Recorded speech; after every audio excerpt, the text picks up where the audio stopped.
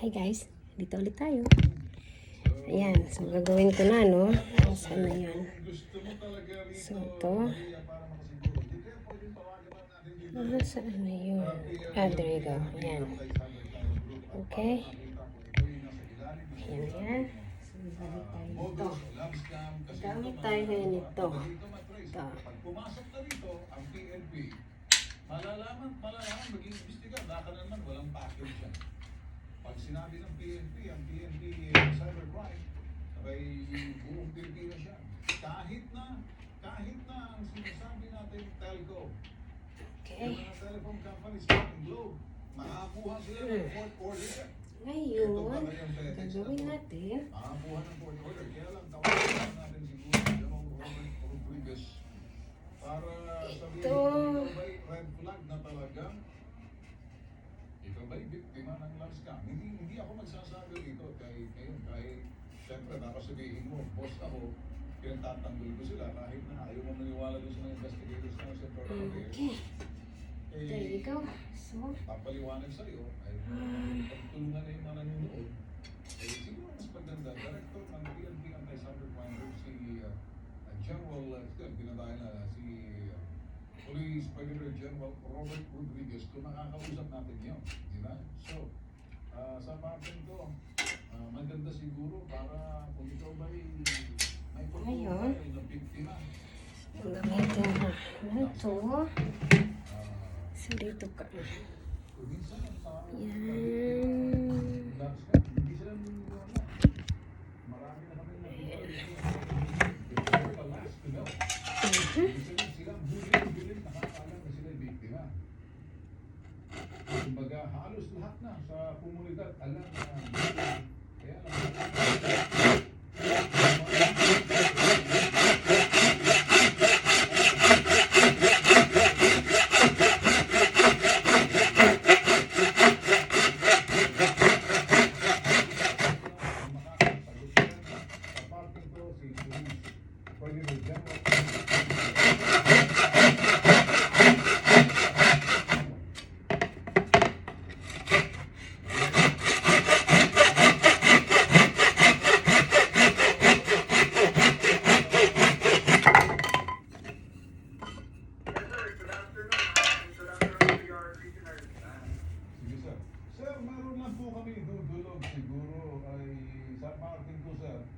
papaliwanag na si shortcut nandyan ho kasi yung isa ho siyang biktima raw ng kapabayaan daw Federal Express, sabi niya.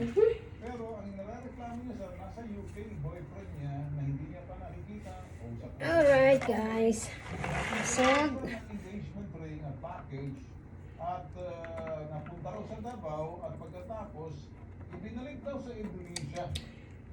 kaya naman pala eh. Hindi open. Nakabayad na ho siya ng 25,000 at hilingan na siya ng 10,000, 5,000. Isang taon na siya. Sa parting ko, alam niyo na siguro yung romance scam, online romance or love scam kung tawagin. Mga cybercrime ho ng mga modus ho. Anong tingin niyo huli ko sir sa mga ganitong klaseng modus? Based sir sa sinabi ninyo, lahat ng investigations ko ay nagtuturo na ito isang love scam. Marami na kong case at ACG na hawak na ganito na the same ang mga halos magkapare-pareho ang estilo. mga elements ng story nitong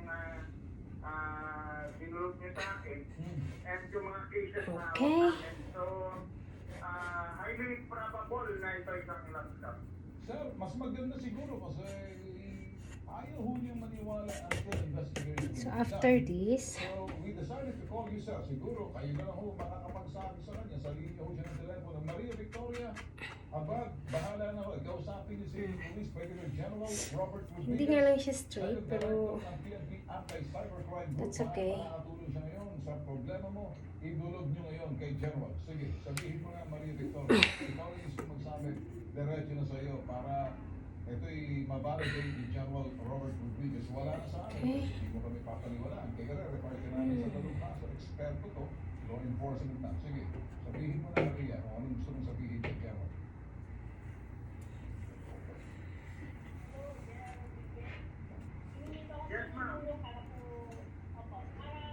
yung mga tapo express ko na nagawak ko ng package ko na kasi dalawa naman po dumating yung pong package. Ang problema ko nga, nung hindi ko naibigay yung hinihiling po nila at nalaman po nga nila na ang sabi ko sa kanila na maghahandaan ko po ulit yung pera na kukunin ko sa tanggapan nila yung package. Ipinalit po nila ito sa Indonesia.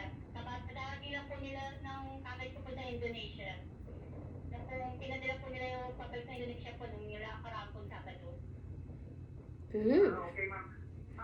Siguro, ma'am, para makasiguro tayo na yung problema ninyo ay talagang Alright. hindi love scam. Pero based doon sa initial na sinabi sa akin, talaga pong yan ang elements po ng love scam. Pwede po kayong dumulog sa office namin and ipuprove namin sa inyo kung na talagang love scam yung nangyari sa inyo.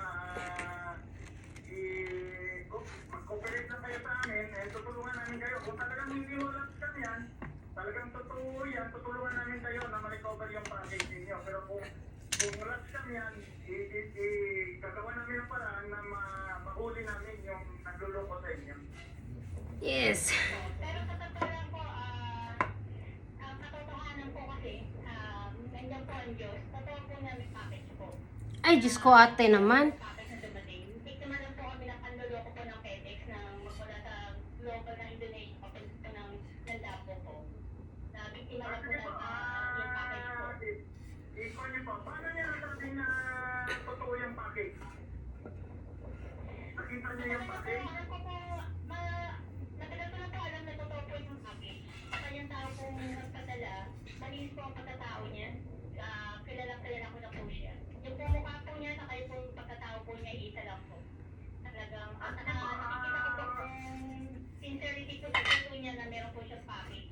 Kasi ako po ang nagpapatotoo gawa ng kilala ko na po siya. Kasi yung pinsan ko po na kausap po niya palagi.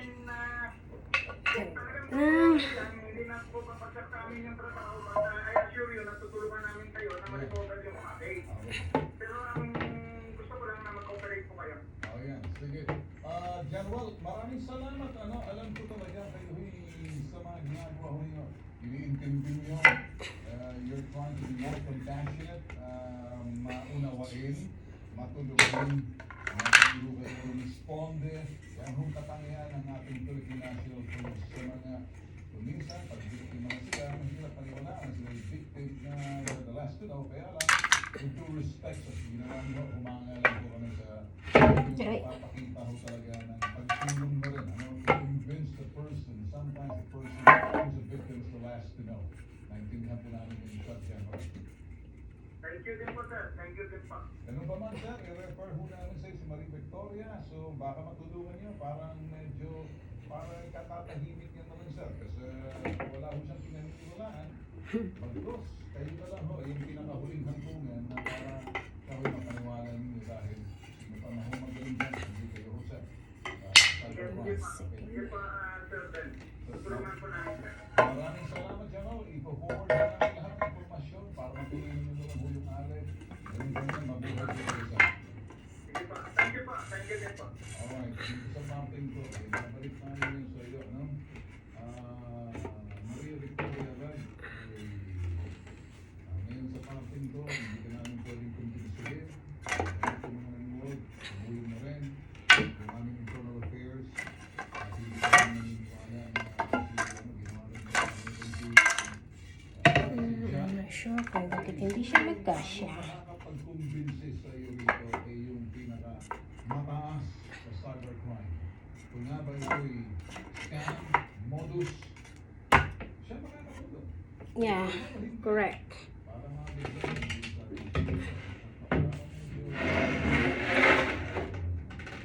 Maria, good luck na lang. Wala ka naman. Ibigay namin ang lahat ng informasyon, pati number, puntahan mo na lang. Nag-aantay na yung boyfriend mo si Harry Potter. Harry Pinatoy. Pinatoy. Pinat.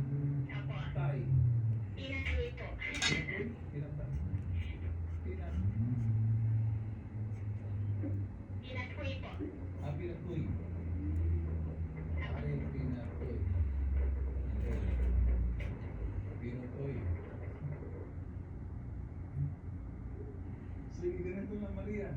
Okay, anong masasabi mo? Okay, sige, parting shot para sa iyo dyan. Para kay Maria Victoria. Sige, anong parting shot mo sa kanya? Miss Maria Victoria, good luck ko lang po. And I hope nakatulong po yung programa namin sa inyo na mailapit kayo sa tamang ahensya. Sige, sige, Tita Jane. Good luck, ma'am. Saka yun nga, hindi naman talaga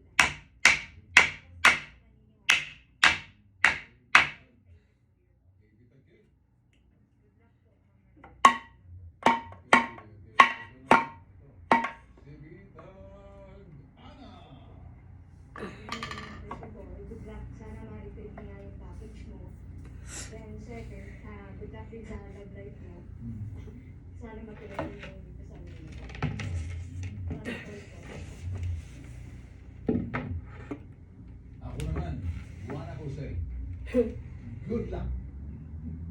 Well, Thank you po sa tulong po. ano naman, ipo-forward namin yan. Makakausap mo na ang pinakamataas ng PLP Anti-Cybercrime Group. Higit sa sumbungan, investigahan, at ang mga reklamo. Abay, totoo hindi. Nandito lamang ang aming tropa. Ang tropa, may bitag. Sana all. Wow. Hashtag! Ipabitag mo. Okay.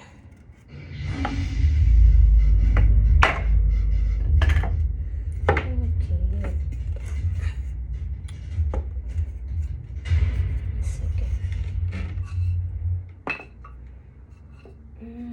Ito. Live mula sa GMA Network Center. Ito ang 24 oras. Baby, can you help me? A little bit. Come on. Just help me a little bit. Ay, ay, ay.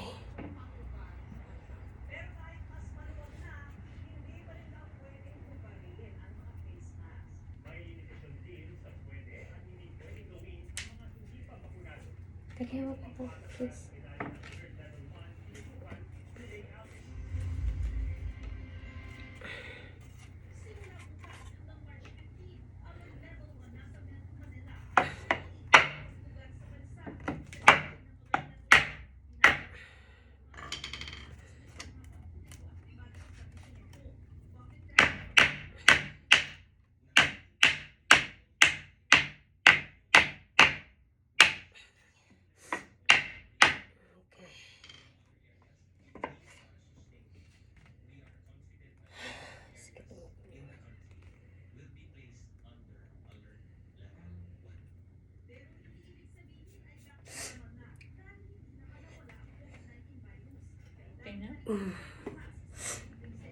Huh?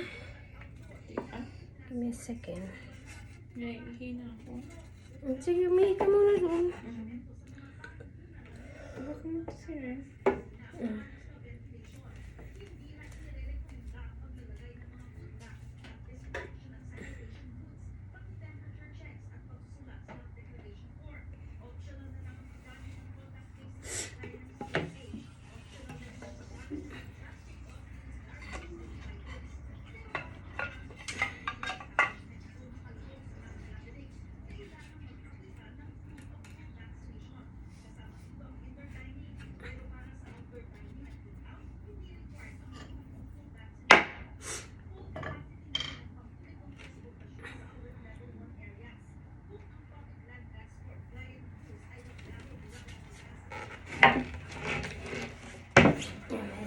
Let me see.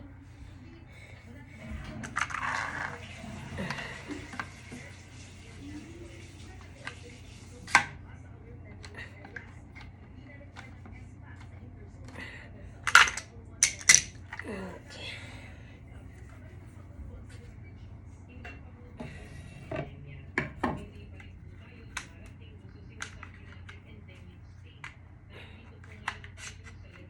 Wala? Give me a second.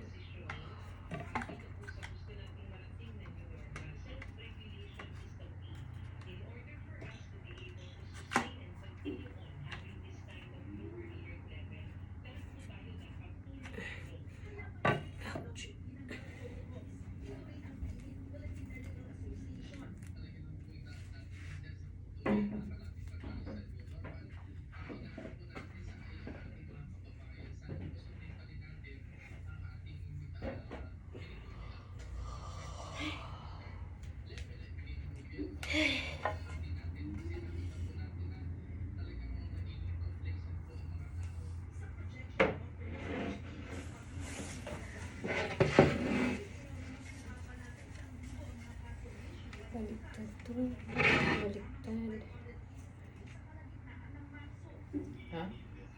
Baliktad. Ay, sa gusto mo nagkaparehas sila ng ano. Parehas na.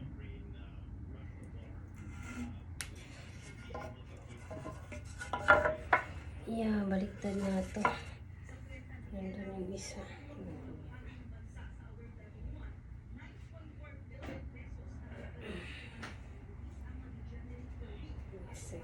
Saglit lang. Kaya hindi pala sila nagkakano kasi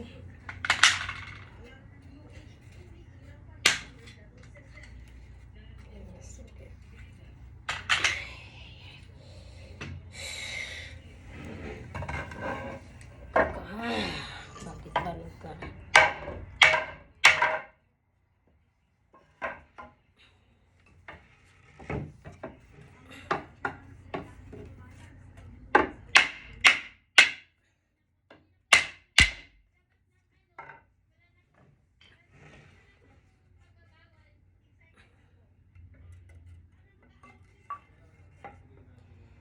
Hindi, parehas silang lahat. Visit. Ano nangyari?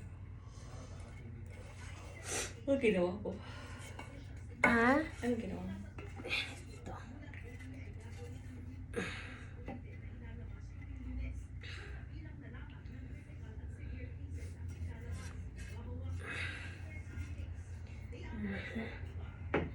So, ito.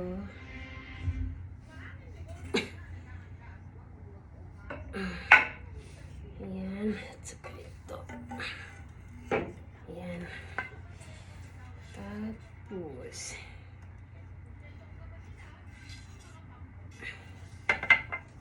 Kaya pala sabi ko bakit hindi siya magkasya.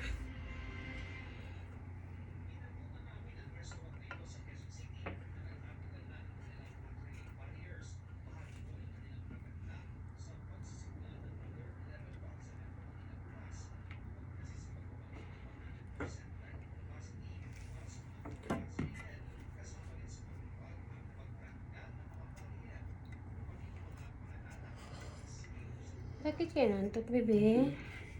Anong oras ka ba natulog?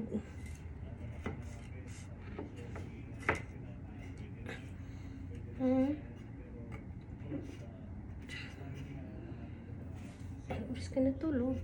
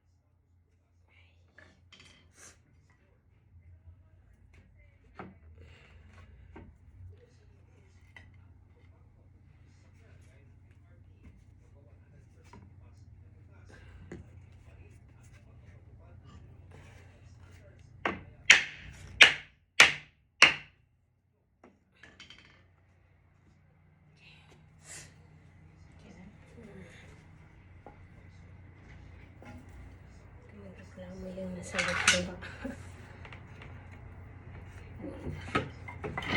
Kaya nagreklamo dahil wala pang oras na.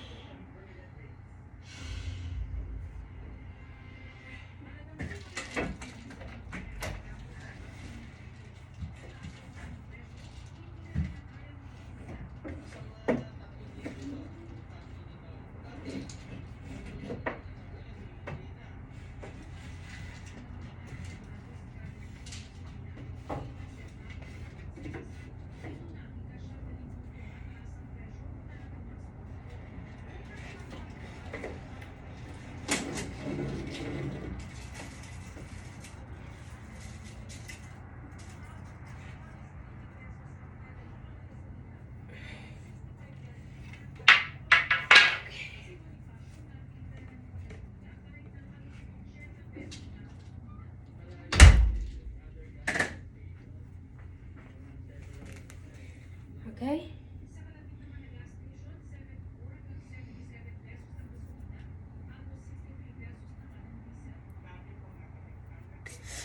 Alright. I have 2 hands.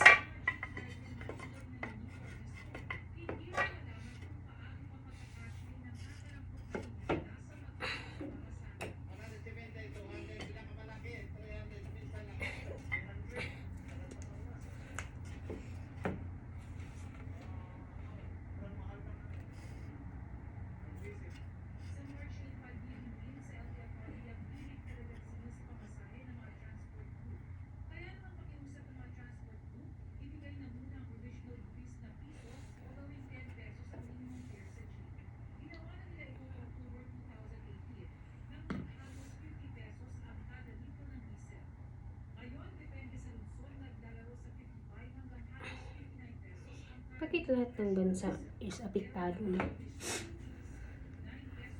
Pag may gulong nagaganap. Bakit, bebe? Bilis na. Ano ba yun?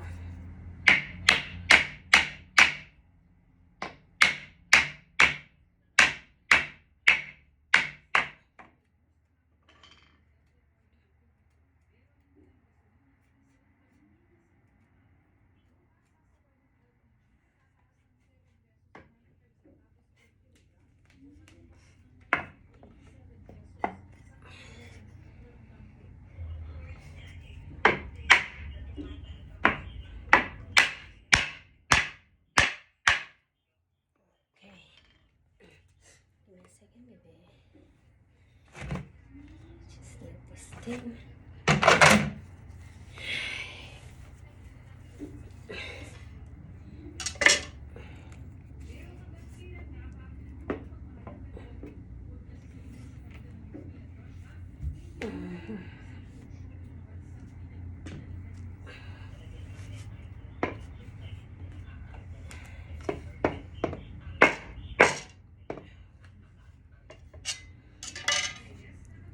Bakit? Sukat din pa yan? Yung maliit na yan? Hindi. Bukaka siya. Akin lang yan.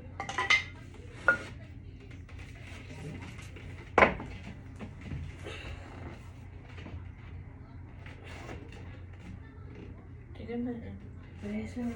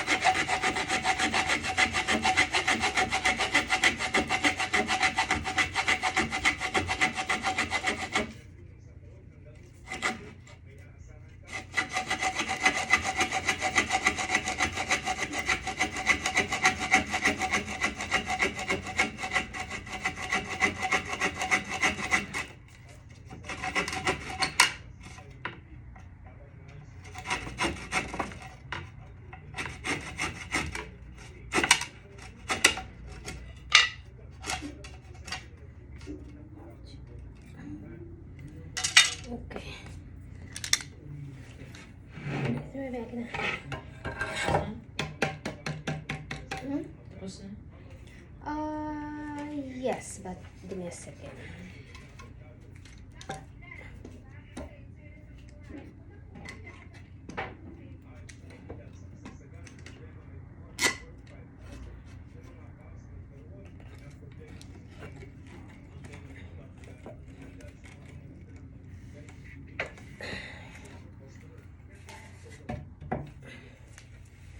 Ikot mo. Balik ko. Ha? Yung ikot mo. Bakit? Balik ko. Yan, yan. Mag-i-straight yan. Walang i-straight na. Ang ikot ko. Ganyan masisipag. Ano ba? Ang ikot.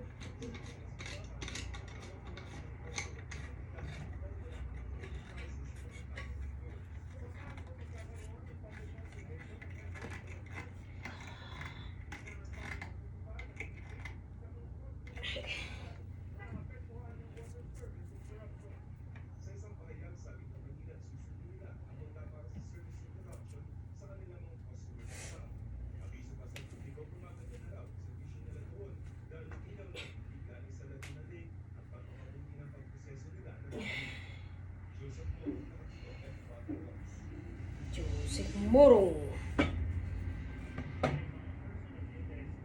Siya at hawak ng testigo kaugnay ng mga nawawalang sabungero.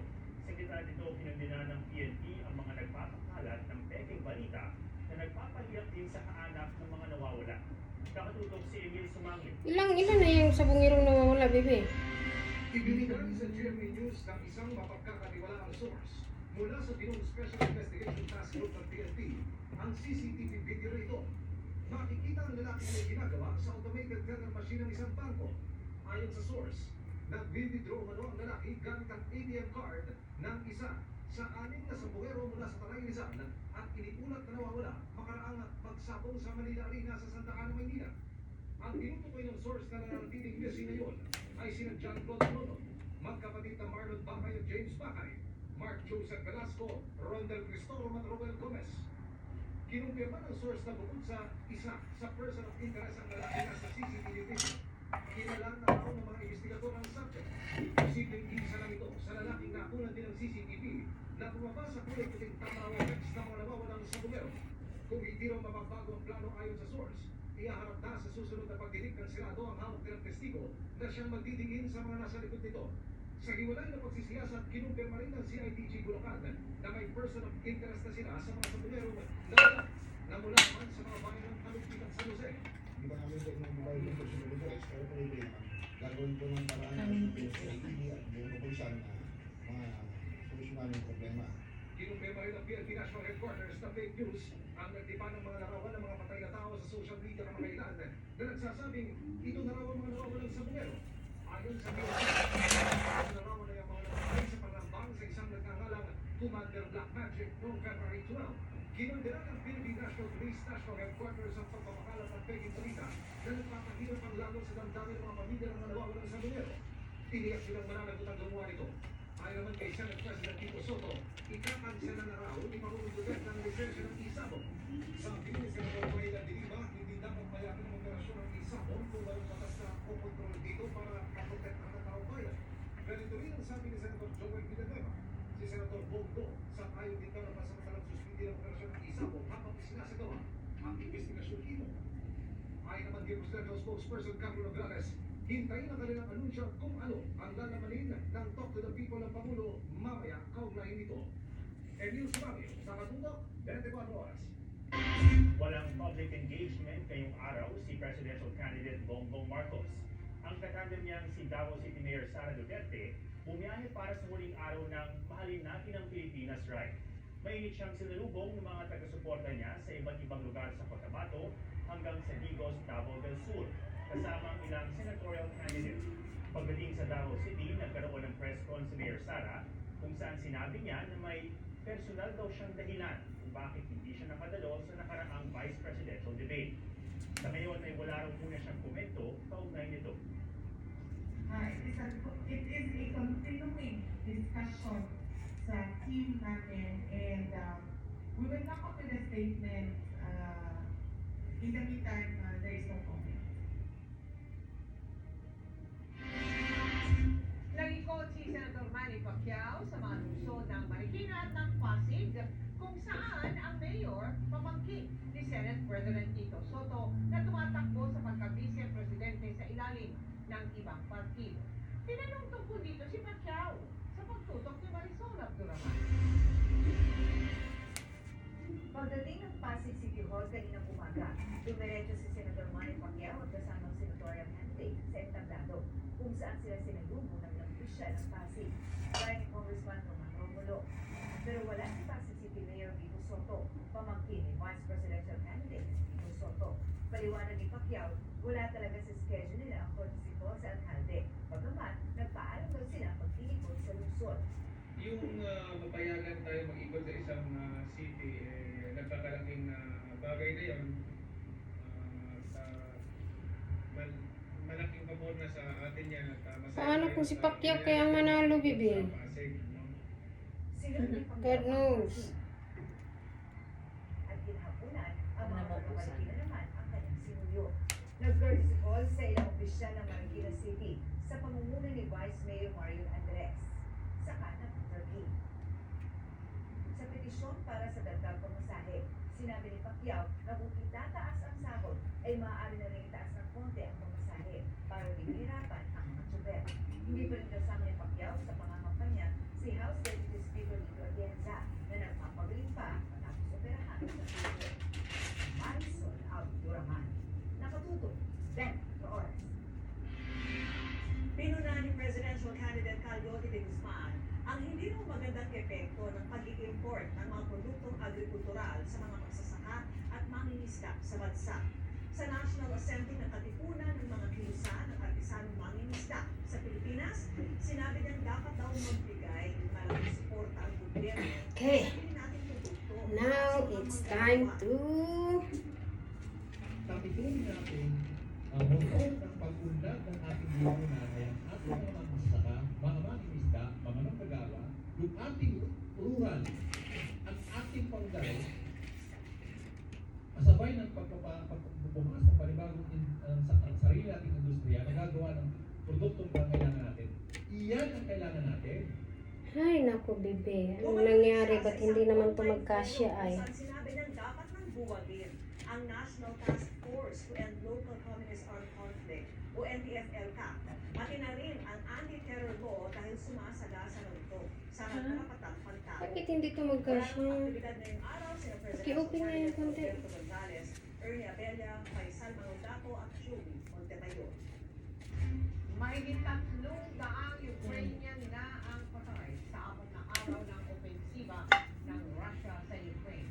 Aabot na sa 4 na bakit naging dahilan ng pagkakawag ako sa mga pamilya ng Takot. nakatutok si Maki Pulido. Napilitang iwan ang lahat pati mga mahal sa buhay makaligtas lang sa digmaan.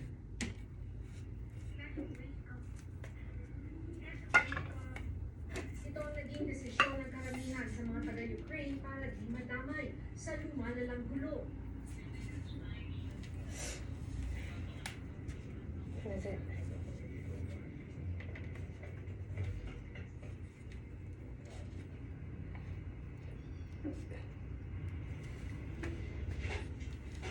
Ang ilang naiiwang residente gaya sa syudad ng Lviv, imbis na alak, molotov cocktails o isang uri ng bombang pampaliyab ang ginawa ng isang brewery. Brewery? Ang Brewery. ilang ating kababayan sa Ukraine nasaksihan ng mga pagsabog sa gitna ng sigalot. Okay. Sa ikalimang araw ng pagsalakay ng Russia sa Ukraine, Nagawin mo na. negotiating Hmm? ng Russia sa bansang Belarus. Ayon sa relief agency ng UN, aabot na sa 400,000 ang lumikas mula sa Ukraine. Kahapon, 352 Ukrainians na ang nasawi sa gitna ng gulo, habang lagpas 1,000 ang sugatan ayon sa Health Ministry ng Ukraine.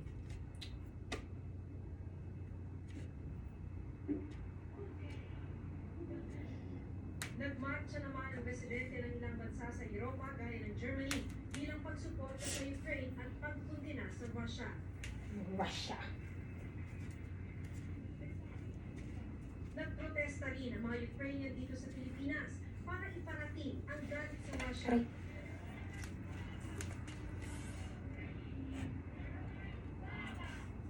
Kwento ni Daria, kabilang ang ina niya sa mga Ukrainian na hindi makalikas kaya halos tumira na sa mga bomb shelter. Every time that they hear sirens, they need to go down there.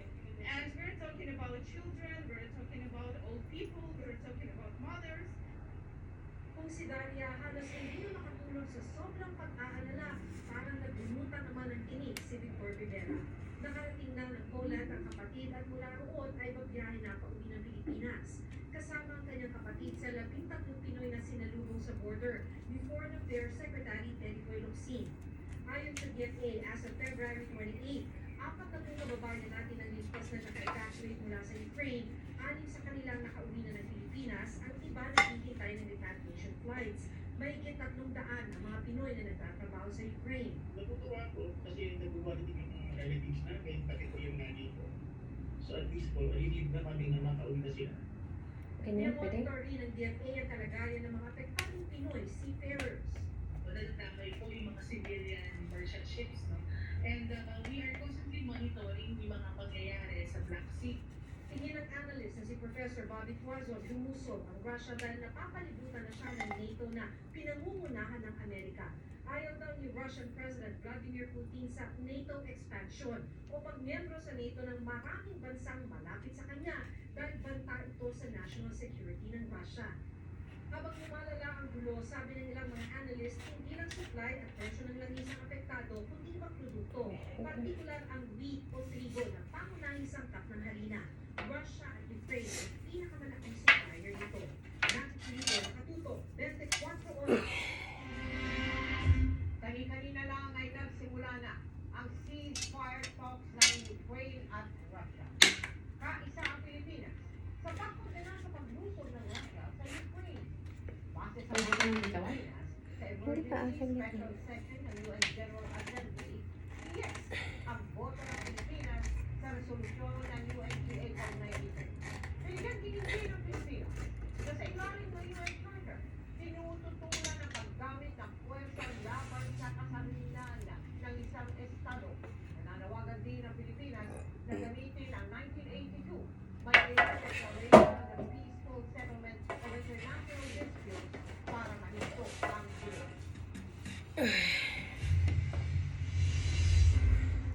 Kung maging Pangulo, hahabulin daw ni Manila Mayor Isko Moreno na maipatupad ang desisyon ng Korte Suprema tungkol sa hindi pa nababayaran ng estate tax ng mga Marcos.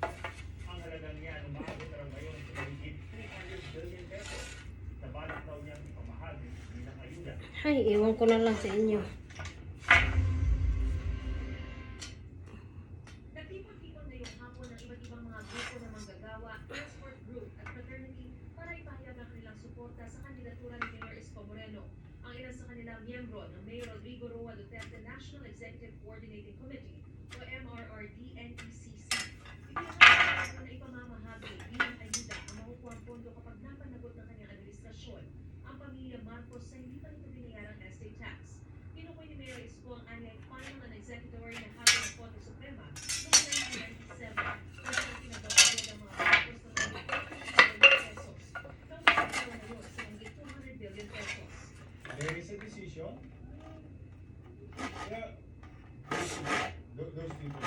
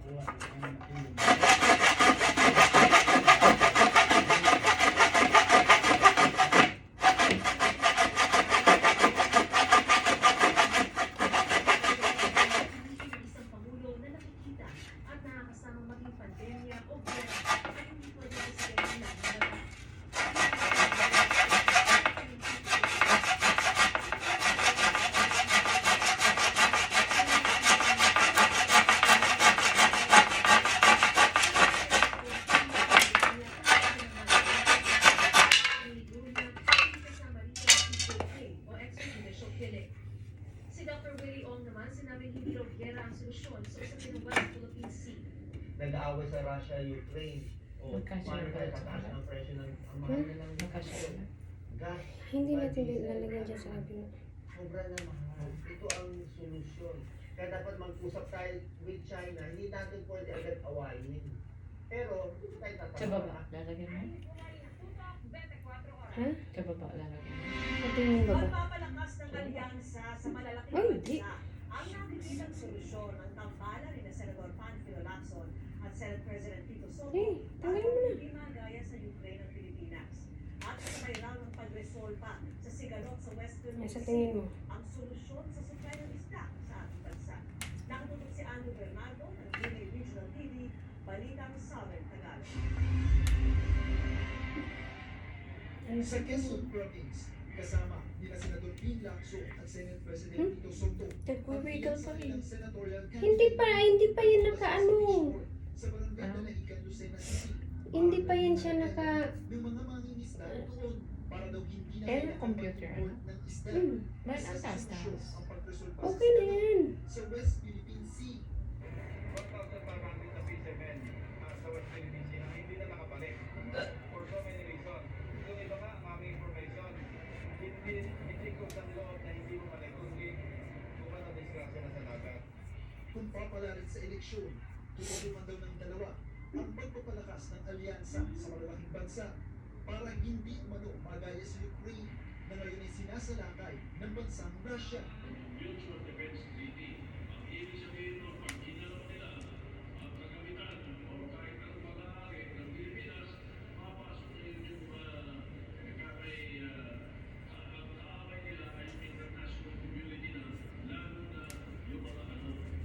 Nakipagpulong din sila sa mahigit 200 barangay leaders sa Lucena. Nagkaraban at nag-courtesy call sa lokal na opisyal sa Sariaya. Nakasama ang miyembro ng TODA sa caravan sa Candelaria at bago umalis sa Quezon, nakipag-meet and greet sa pagkasuporta sa Chaong Quezon. Mula sa GMA Regional TV, Balitang Southern Tagalog, Ano? Andrew Bernardo. Ano? 24 oras. Yung paalam mo. Pinalakas ng daw What do you mean ang paa? Ganun pa, ng ibang pagpapakalat ng maling impormasyon tungkol sa kanya ayon sa kanyang tagapagsalita. Masabi naman ng katandem niyang si Senador Kiko Pangilinan, malayo man tayo sa Ukraine. Kanina 6 araw pa PM. Ngayon 8 o 30. Ano ba yan? Nakatutok si Salima Retran. Walang public activity ngayong araw si Vice President Lenny Robredo. Pero sa isang statement, sinabi ng kanyang tagapagsalita na 6 na taon na target ng disinformation si Robredo. Reaksyon nito ng kampo ng bise sa lumabas na report ng Check.ph na kalahati ng nasuri nila ay mga disinformation laban kay Robredo. Ayon pa kay Gutierrez, mas pinalakas lang daw ng mga malisyosong atake ito ang laban ni Robredo para sa katotohanan. Nagbigay naman ng recorded video message ng pasasalamat sa pagsuporta si Robredo sa National Assembly ng Campi o katipunan ng mga kilusan ng artisanong mangisda sa Pilipinas. Alam kong yung suporta niyo sa amin ni Senator Kiko galing sa malalim na pagkilala sa amin. Malalim. Sa mga kababayan natin, yung nakikita niyo, alam natin bubukas din ang loob nila. Sabi sa isang press release na napagpulong rin si Robredo sa IT and Business Process Association of the Philippines kung saan nangako siyang palalaging pang industriya para makalikha ng mas marami pang trabaho. Sa gawa naman I don't know yan. kasama ang asawang si Sharon Cuneta. Ayon kay Pangilinan, malayo man tayo sa Ukraine, mararamdaman pa rin ang bansa ang epekto ng gera. Pag tumakas ang presyo ng crudo sa world market, tataas ang transport cost, tataas ang presyo ng pagkain. Fuel excise tax suspension agad-agad, pag-release ng 500 million na subsidy sa ating farmers and fisheries code sa 2022 budget na ganyan. At yung 2.5 million na assistance, billion na assistance sa ating transport. May patutsada naman si Pangilinan sa mga hindi dumadalo sa mga debate. Sa Lima Refra, nagatutok 24 oras. Inaano niya si Sarah? Tinitira niya si Sarah sa debate? Hindi naman sila dumalo doon sa ano. Sino? Sila. Si Kiko? Si Kiko doon sa ano. Doon kay Kibuloy. Dahil hindi natutulog ang balita, 24 oras. For more chika updates, like and subscribe to May's YouTube channel. I-click lang ang subscribe button na lalabas sa screen. At sa mga kapuso natin abroad, maaari niyo po rin masubaybayan sa GMA Pinoy TV at sa www.gmanews.tv.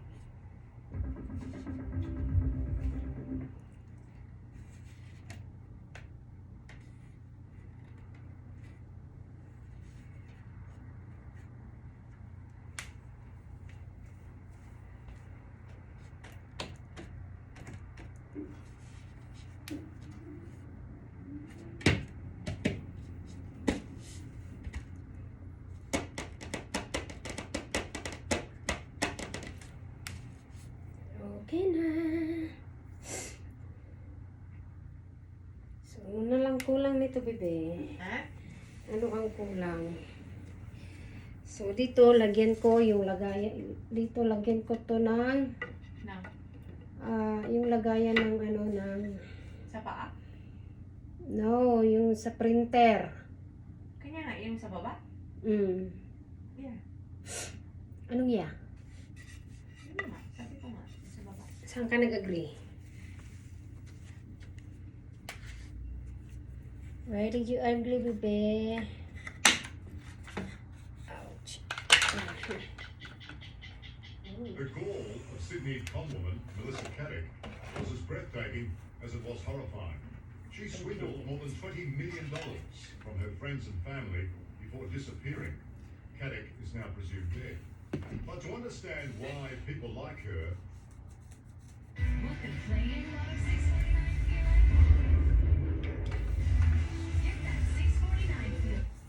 think they can commit their crimes, you need to meet Anna Sorokin.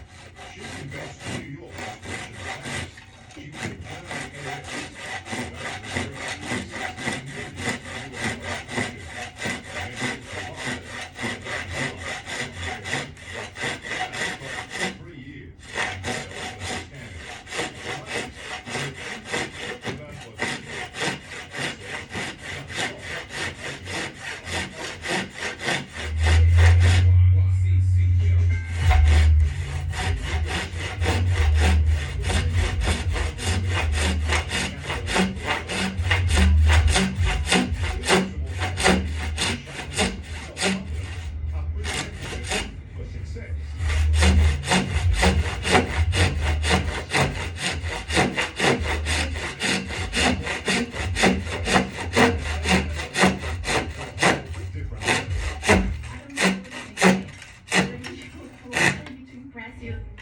There's no nice way to say it, but the petite 30-year-old Anna is a big con, whose dubious claim to fame has been her ability to dupe the rich and famous of Manhattan and not give a damn.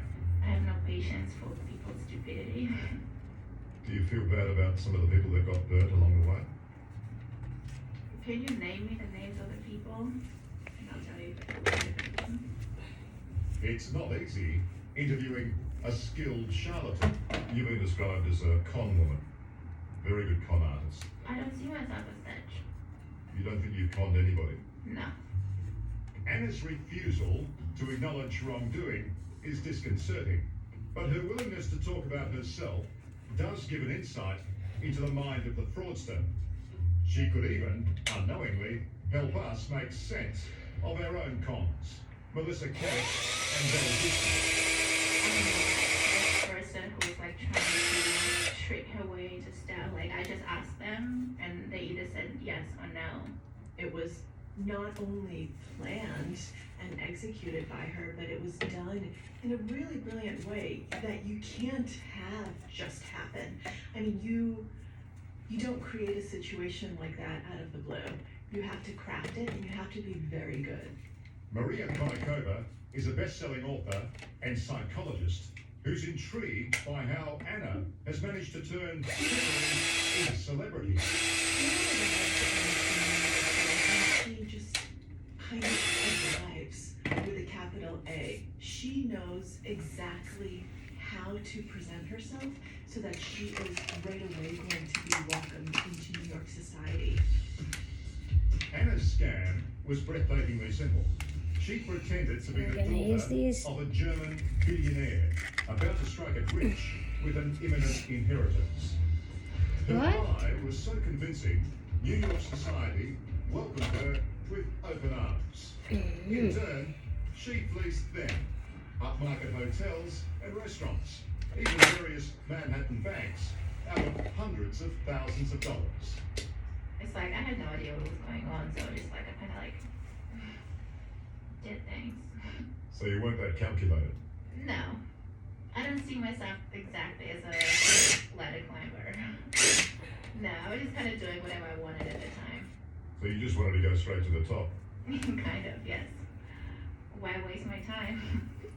And just knowing the people who were at the top, they just, Sorry, knowing the people at the top. yeah, it's like they did not strike me as too smart or like too talented, so I felt like, why? Anna's drive to get to the top by any means possible began unremarkably. She was born in Russia and raised in Germany in a family notable for, well, not much. Neither rich nor poor, Anna decided first class was better than middle class. How did I find Germany? I was just confronted with the fact, I don't know, I didn't really like, it just, I dealt with it. I guess my teenage years But her opinion of New York was relevant. Around 2015, Anna Sorokin reinvented herself as Anna Delvey and headed to the Big Apple. Pretty soon, the con was on. An attractive, soon-to-be-rich heiress proved irresistible to the local social set. You flashed a lot of cash during this. No, I did not actually. I barely have any cash ever. I never have like more than a couple $1,000s at most on me. People talked about you tipping wildly. Well, people are Tipping ridiculous, drivers, yeah. tipping concierges $100 at a time. I mean, was that part of the allure that people saw a little bit of money and they thought you had a lot more? Well, if someone is impressed by a $100 bill, I don't know. One of the brilliant things she does is she does sprinkle in there that she herself is someone, that she comes from this European background where literature wear, but it's aristocratic in nature. And one of the oldest cons there is people impersonating members of aristocratic families. Looking back, the act was outrageous, but it worked brilliantly for Anna. Maria Konnikova says she probably couldn't believe her luck. She doesn't go for the big money right away. It's not like she surrounds herself with, hedge fund moguls. She surrounds herself with cool, with the element of cool. She starts booking tables at the trendy restaurants. She starts treating people so that people can get a sense of glamour, a sense of being close to something fascinating. It seems people made room for the intriguing new It Girl, especially after she fed them another lie. The amount of money she was about to inherit from her billionaire father, 60 million American dollars. You led them to believe that you had a trust fund with millions of dollars in it. It would be accessed when you turned 26. How did I lead them to believe? Except, how do I lead someone to believe how much money I had? Are you telling me now that you never told anyone that you were an heiress? Why would I tell them how much money I have? First of all. Second of all, it's like, no one in New York cares. You can't impress anyone with 50 million, 60 million, I don't know, maybe with $1 billion for a bit, but then like, no one cares. This is what people fail to understand. Did you have a job? Yes, I was a CEO of my company. What kind of As company? the scam progressed, Anna became even more ambitious. She announced plans for her one-woman company to build a $22 million private arts club on one of New York's expensive streets. It would be called the Anna Delvey Foundation and would be funded by local banks. I was working on closing the lease.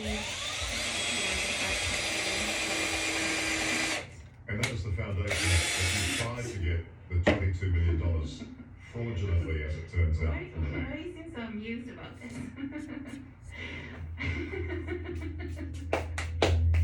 Anna came incredibly close to getting her hands on the 22 million by posing as her own imaginary Swiss financier, a man who would email US banks to confirm her fortune and send proof of wire transfers.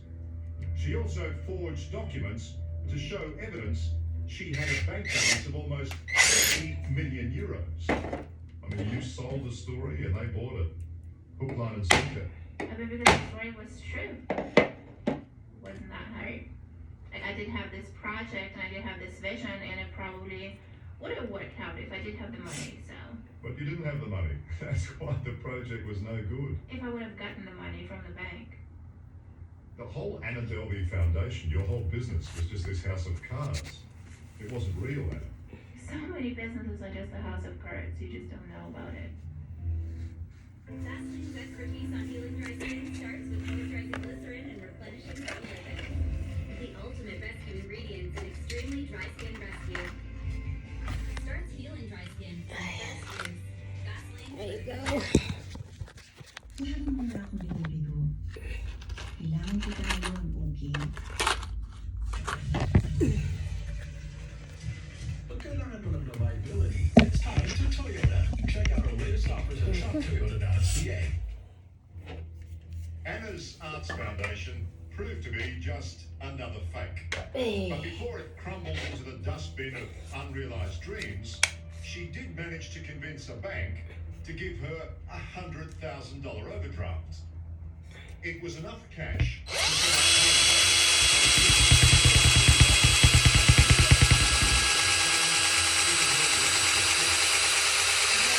when she checked in established that I'll pay for everything dynamic, because she didn't often leave the hotel, and she would ask me to come by on my way to and from work, and I would go for drinks or dinner, and she would sign me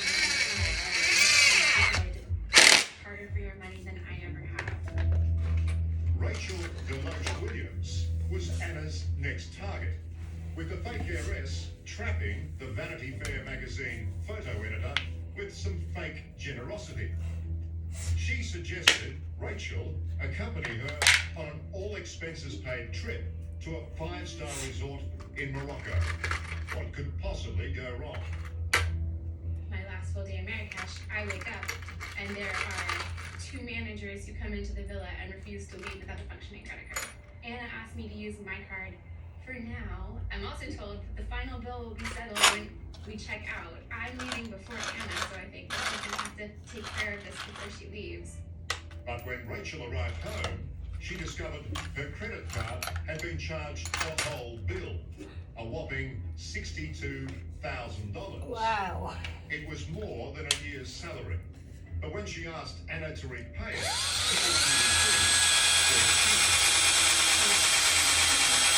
With a variety of excuses, I didn't even ask what was going on. for once though, a victim had the last laugh. Rachel turned her ordeal into a best-selling book. Anna wasn't pleased. She can say whatever she wants. I don't like a book that no one reads. I don't know. I never thought, like, that's none of her business. She's just some random girl in her 20s. Like, anyone who knows me doesn't believe any of that stuff. She's a photo editor in a fucking fashion magazine. Like, it's none of her business how much money I have. It was the beginning of the end for Anna. Businesses, banks, and friends she'd scammed were starting to catch on. And one night, as she tried to leave a Ritzy restaurant without paying, the police were Anna moved from boutique hotel to hellhole prison. Rikers is a notorious prison in America. You're dealing with overtime issues, you're dealing with lack of supervision and violence, you're dealing with safety issues, you're dealing with drugs and unruly detainees. It's not an ideal place for anyone, but it definitely was hell on earth for her.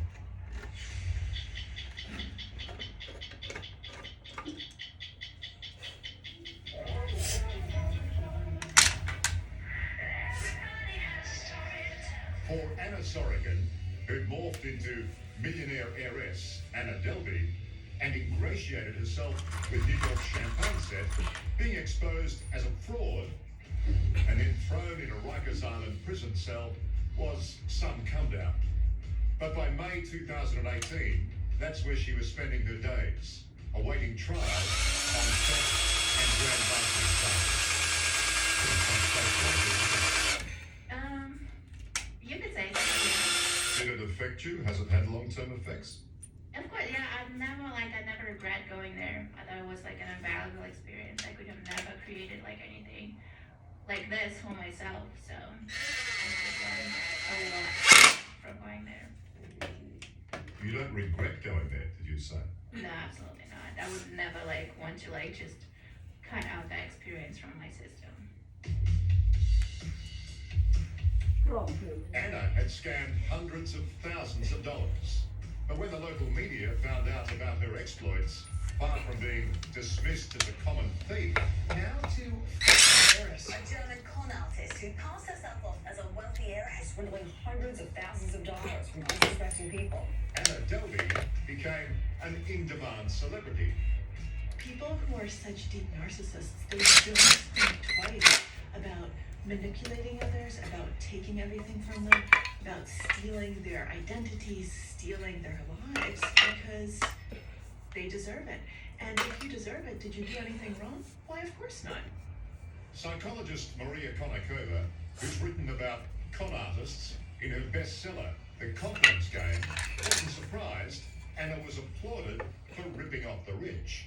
Why do people almost admire what she's done? I find that oftentimes people do see victims of con artists as non-existent because the stories of the con artists themselves are so clever and so fun in a way. You look at it and you think, wow, you really pulled one over on them. That's great. That's so funny. You did what? Then people just double down on the victimless crime because they say, oh, you had it coming. It's fine. It's not like she went after, the downtrodden of the world. Do you see this whole thing as a victimless crime? I don't see this case as a crime at all. Or like that. How could you not see it as a crime? What was that so criminal that I've done? The state of New York, however, was in no doubt crimes were committed and took the case to trial in 2019. But Anna, enjoying her newfound fame, turned court into a circus. She hired a celebrity stylist, created a social media buzz, and made sure all eyes were focused on what she was wearing, not what she'd done. She's a go-getter, she has moxie, she has chutzpah, and at the end of the day, she gets things done. Prepare herself for the worst, we obviously look for the best. For Anna's lawyer, Todd Spodek, it was the perfect strategy. If you're on trial where a jury is going to decide whether you go to state prison or not, of course you're going to care how you look, just like anyone would in that situation. A lot of people interpreted that in a bad way, didn't they? I mean, that's their problem. They said all kinds of things about me. It should not come as a surprise because my whole background is in art and fashion. Is that really so surprising? I care about clothes. At the time when I went to trial, I was in jail for about 19 months, something like that. And then that's the only thing I could have. I couldn't even have like any makeup or hair products. Clothes your own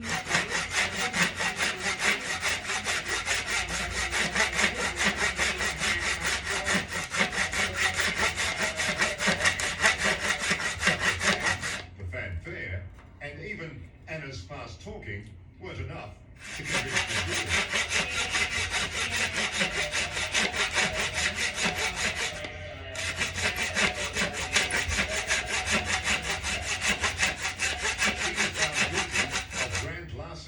And theft, and sent back to jail until February this year, when she was released early for, believe it or not, good behaviour. Within days of being given her freedom, Anna reboarded the Grammy trial, thanks in part to a lucrative and legitimate deal she did with Netflix.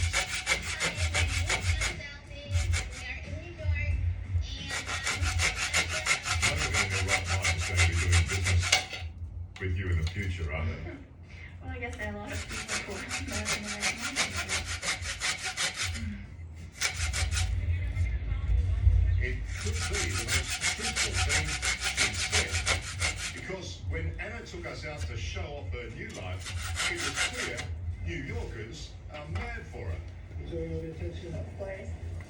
As always. She's a role model to some people. She's obviously famous. People like engaging with her, and social media is doing that. So I hope that the harness all of this into something really positive, productive, and monetize on it. I hope you can make a real business out of it. Your lawyer has described you as a role model. Oh, thank you. I wouldn't say I'm a role model. I guess like I'm trying to change the narrative right now, and like I'm trying to turn all this attention I'm getting and all the opportunities I've been given towards something good. Well, that's encouraging. Because I really thought that being a role model is something you are uncertain about. You do want people to aspire and look forward to it.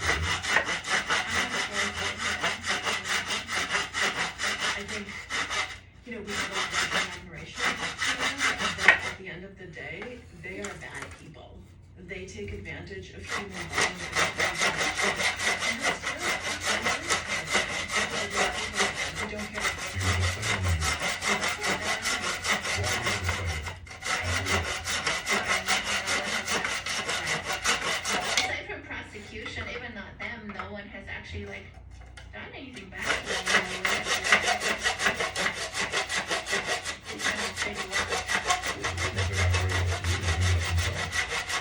I felt like I just did all like I had all these amazing experiences, and I'm going to write a book about it. So I don't look at it personally. But just when it seemed Anna's life was returning to, well, her idea of normal at least.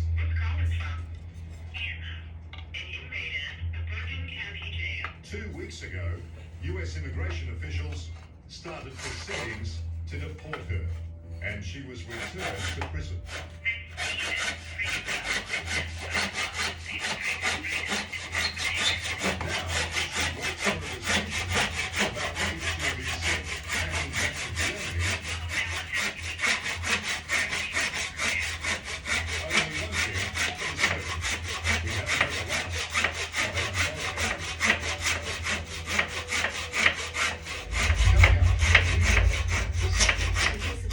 It was my phenomenal investment genius. Why Anna Sorokin and Melissa Caddick No one is going to see me coming. are sisters in arms? They're proud of it. They think that it's a great thing that they've done. That's next on 60 Minutes. 60 minutes. Are you going to start telling the truth? It doesn't seem as though you're really being terribly forward. Oh, good. Let's try it again. What do you want to restart? You can't restart your life. What do you mean? Yes, I can. I can do whatever I want. How can you have a clear conscience? How could I not? Explain that to me. What do you want me to explain? I just don't feel guilty, and that's it. There isn't much to explain. Anna Sorokin has mastered the art of the con. She might currently be sitting in a US immigration detention center, sweating on a decision about being deported back to Germany, but only a fool would write her off. New York psychologist Maria Konnikova says their MOs might have been different, but there are many similarities between Anna and Australia's most recent Queen of the Con, Melissa Caddick. So the key to Melissa Caddick's success was to make her targets feel exclusive. It was an elite club, and you couldn't get in unless she said so. This was actually something that Melissa and Anna share, this feeling of exclusivity. I'm giving you access to something that you would not have access to otherwise. In the case of Melissa, it was my phenomenal investment genius, like Bernie Madoff. That was exactly what he was selling as well. In the case of Anna, it's this rarefied social network.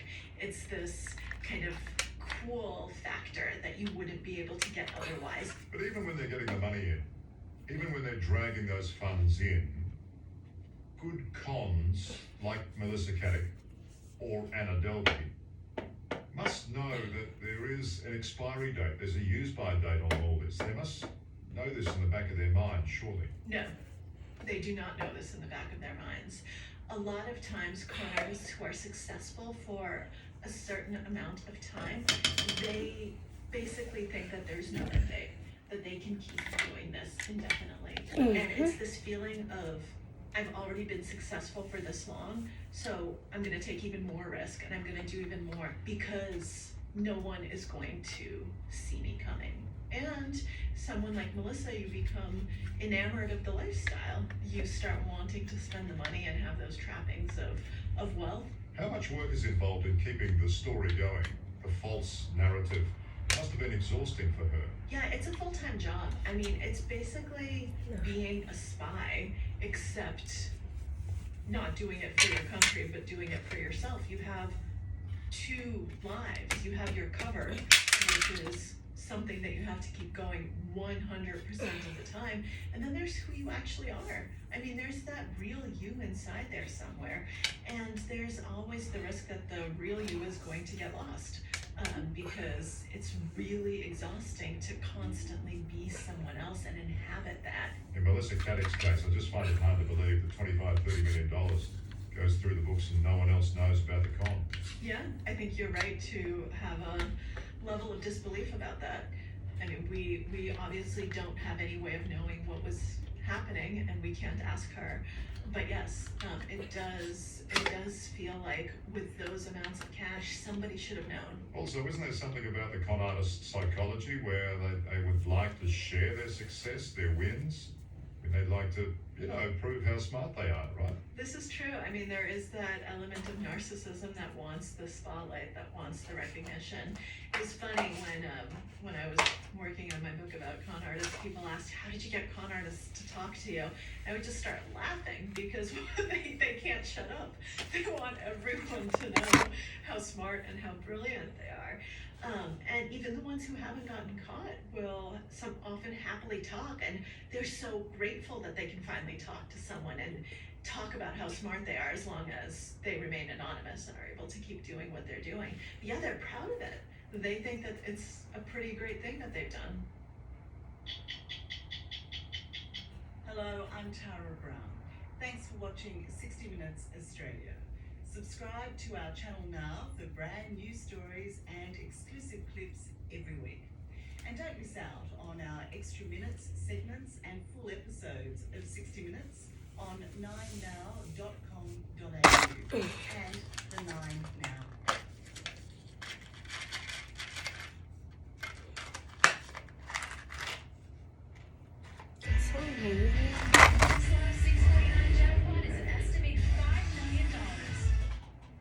A fake, a scammer, a charlatan. Most of us would shudder at the thought of being called a con artist. But not Anna Sorokin. She revels in the description. And why not? Her misdeeds have not only led to fame, but also exactly what she set out to achieve: fortune. Not surprisingly, Anna's victims are baffled about how this ruthless hustler has become a hero, a celebrity whose campaign to promote herself is not even hindered by being behind bars. Hi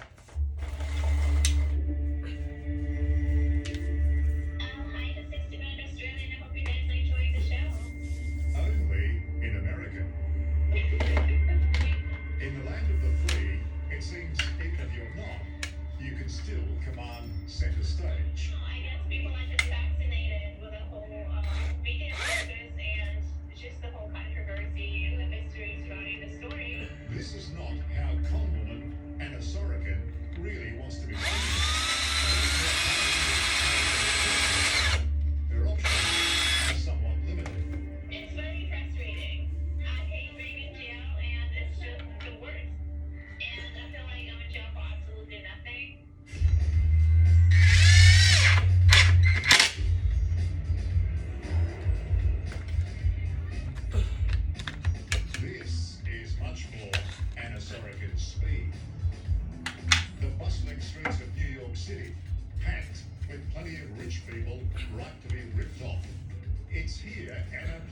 trade, convincing the locals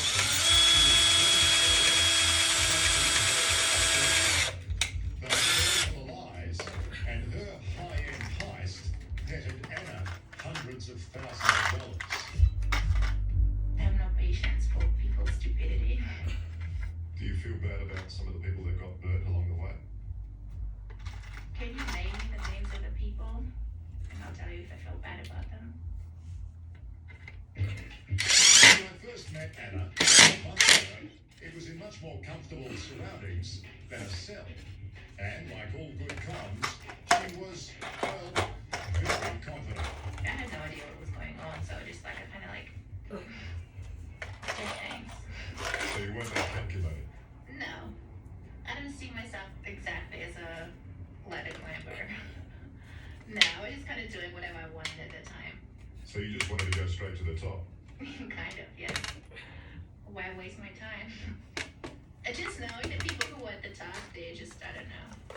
Sorry, knowing the people at the top. Yeah, it's like they did not strike me as too smart or like too talented, so I felt like, why? I am famous. A year is a long time in the life of a swindler. But counterintuitively, an embarrassing address has only added to Anna Sorokin's success. Now she's not only the toast of Manhattan, but also Hollywood. Anna Delvey is a masterpiece, bitches. And they can just all... Where Netflix has released a new drama based on her life and crimes. Her name is Anna Delvey. Or Anna Sorokin, no short. Inventing Anna has given the real Anna star power. Who the are you? Much to the disappointment and anger of her victims. This series seems to keep going on and on much longer than I ever anticipated. A close friendship that was about 3 months or so has taken on far more years than I anticipated. So it just goes to show you sometimes small decisions have a really big impact. Rachel Deloche Williams has had Baby, plenty of time to reflect what's on going on? and regret how a chance meeting with Anna 7 years ago completely upended her life. She Nothing. was definitely one of a kind, and then she had this sort of gravitational pull towards her that kind of made you just sit there and stare at her, trying to figure out what was going on.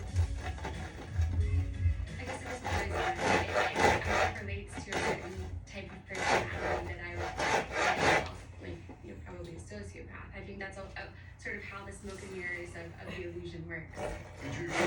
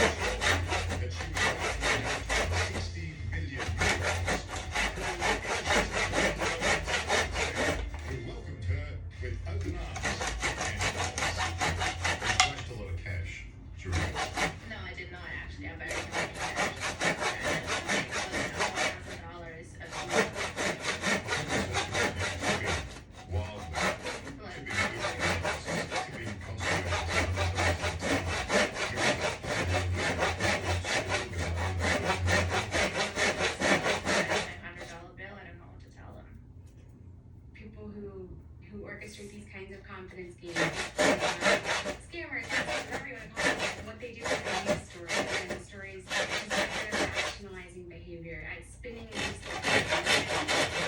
She'll be describing something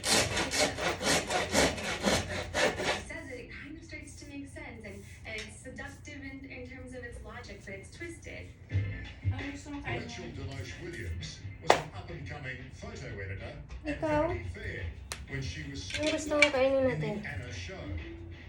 My takeaway is that, I spent time with this person I liked. I thought she was fun. I thought she was interesting. I gave her my attention. And I didn't realize that what seemed so low stakes actually had a really big impact. Rachel was easy prey, falling for a classic con with an exotic twist. Anna offered to take her on an all-expenses-paid trip to Morocco. The two of them had a great few days until it was time to pay up.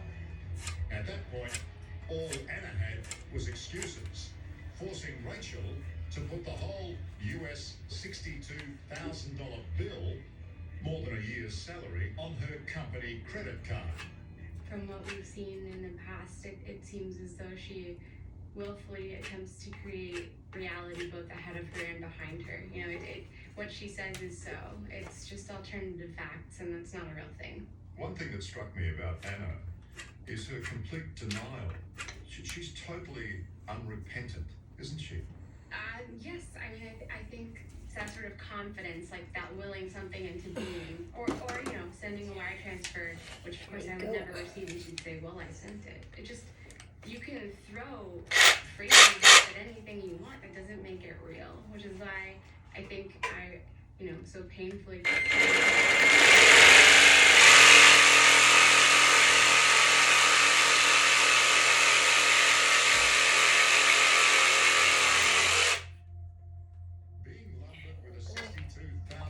bill not only gave Rachel a guttache, it gave her incentive to expose her so-called friend.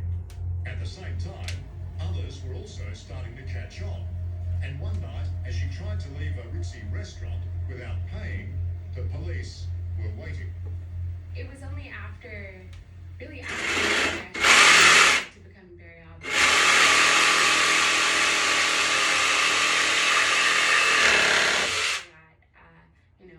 Months of fake wire confirmation numbers and lies about reasons for the delay. Being the one who called time on us and had to get the police involved, being the whistleblower, was that quite stressful? Of course, yeah.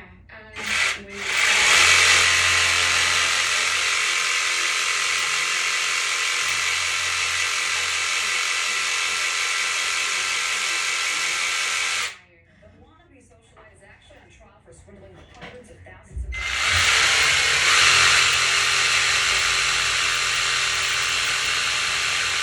But Anna was not going down.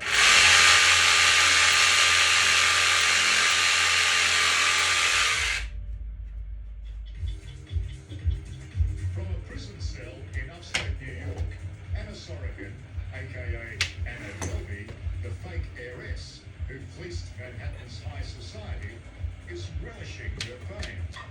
For my mistakes. Inventing Anna, the Netflix drama that chronicles her life of trickery, has made her a very unlikely star. Do you know who Anna Sorokin is, aka Anna Delvey? So I binge watched Inventing Anna today, and my God. Welcome to History Class. This is the scandalous life of Anna Delvey.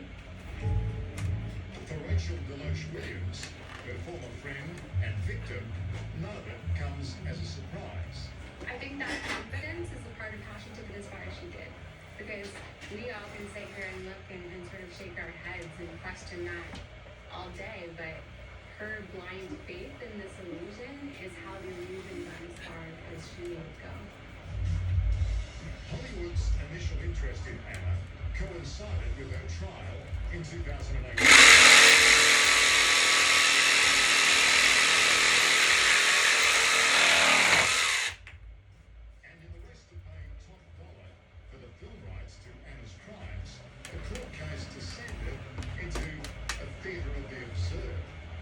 I mean, at that same moment, there were Netflix writers in the courtroom, and her lawyer was working on a Netflix show. And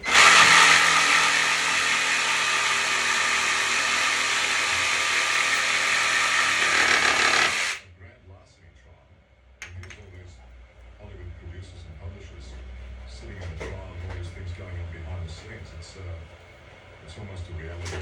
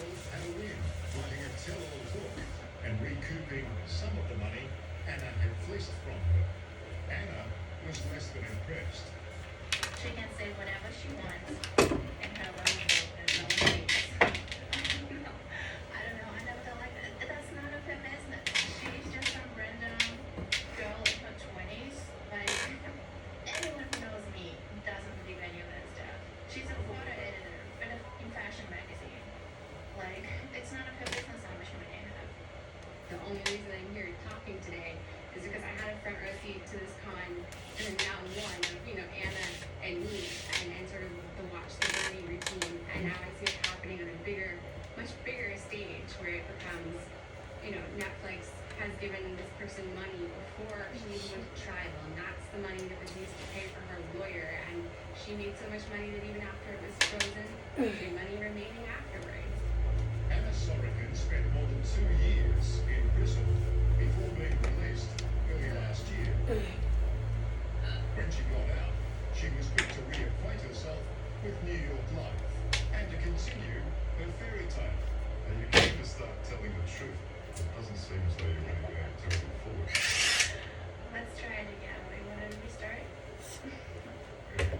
You can't restart your life. What do you mean? Yes, I can. I can do what I want. You have a clear conscience. How could I not? Explain that to me. What do you want me to explain? I just feel guilty, that's it. There's not much to explain. Yeah, I'm certainly Anna Watson, and it is hard to understand how someone could go through all that and still sort of be so flippant and even when it works against her. But I think sometimes she says things as a form of confidence or as a form of game playing almost, without realizing that maybe short term that works for her. Probably that's pretty misplaced. Like, I'm not the one controlling the narrative. I'm in jail 99% of the time. While she is placing, I don't know, 100% of the blame on me. I'm not the bad one here. So, I didn't write the Netflix show. I did not do anything. Anna's freedom last year was short-lived. Despite her success at turning crime into celebrity, she was sent to await deportation back to Germany. And she's been waiting ever since. Not that it's hindered the publicity campaign. I would hate to be the person who would encourage even, somebody to commit to, resort to the life of crime because they see me and I have the Netflix show and I'm getting all this publicity and they think that's the way to go, so.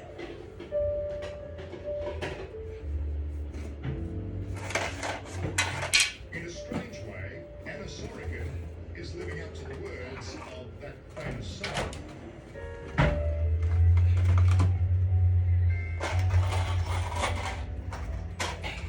For all the wrong reasons, she's made it in New York.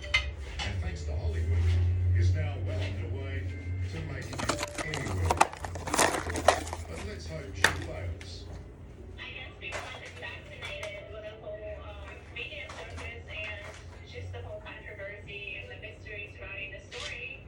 And I guess it has something to do with general fascination with true crime. And I guess I'm a young female and the whole fashion aspect to it is just kind of a mix of everything. Where does she go from here? Do you think Anna will kick on to something better? Attention is a form of currency, and Anna seems to crave a lot of it, and she seems, from what we've known of the past, to be good at getting what she wants. So I imagine we'll be hearing more from her. I personally will probably not be giving it much attention.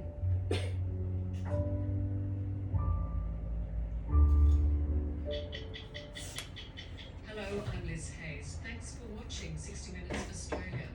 Subscribe to our channel now for brand new stories and exclusive clips every week. And don't miss out on our extra minute segments and full episodes of 60 Minutes on 9now.com.au and the 9Now app.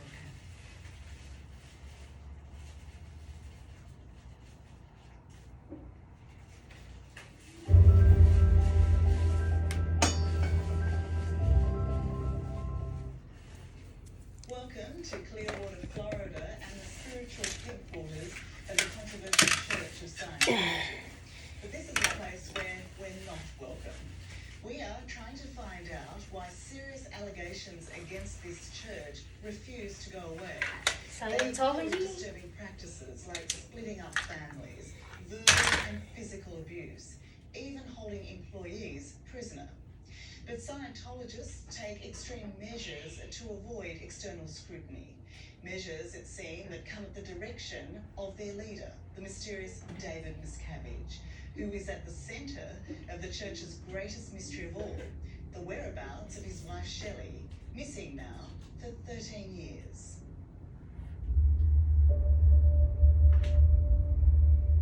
We're driving through this remote mountain range on the trail of missing woman Shelley Miscavige. You certainly feel like you're away from civilization up here, don't you? Yeah. The beauty here is matched only by the isolation, making this the perfect hideaway or hiding spot. This is as secret as it gets. Most Scientologists had no idea it existed. And according to whistleblower Tony Ortega, this is where Shelley could well be, in a secret compound that is also home to a doomsday vault. No matter how beautiful the setting, it just seems cool. Shelley is the high priestess of Scientology who vanished 13 years ago. While the church won't speak of it, the belief is Shelley has been banished to this mountain prison by her husband, the leader of the church, the all-powerful David Miscavige. I think there are a couple places where David Miscavige puts people. This is one. Shelley, she'll never be free. Your daughter-in-law. My daughter-in-law. Tonight, David Miscavige's own father, Ron Miscavige, gives candid insight into his son's cruelty. Do you think he has Wala pala yung black. the will to order his wife be left away? Absolutely, there's no question about it. Next stop, infinity. And I know it's difficult to believe, but Yung the black na worst thing pang about spray. this is I'm telling you the truth. That's the worst goddamn thing Wala. that's going on in this interview. This happens. These are pretty bad people, but they don't have a conscience.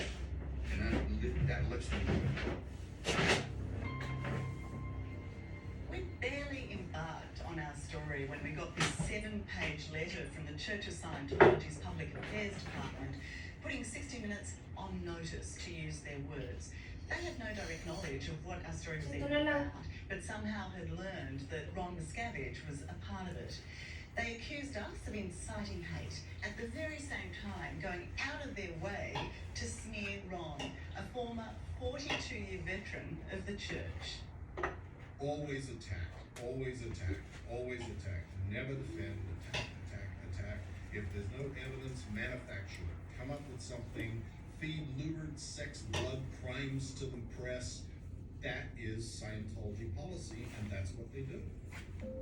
Mike Rinder knows because before he left the church, he was one of its most senior enforcers and spin doctors. Today, he's joined forces with Hollywood actress and former Scientologist Leah Remini to call out the church on what it does to people.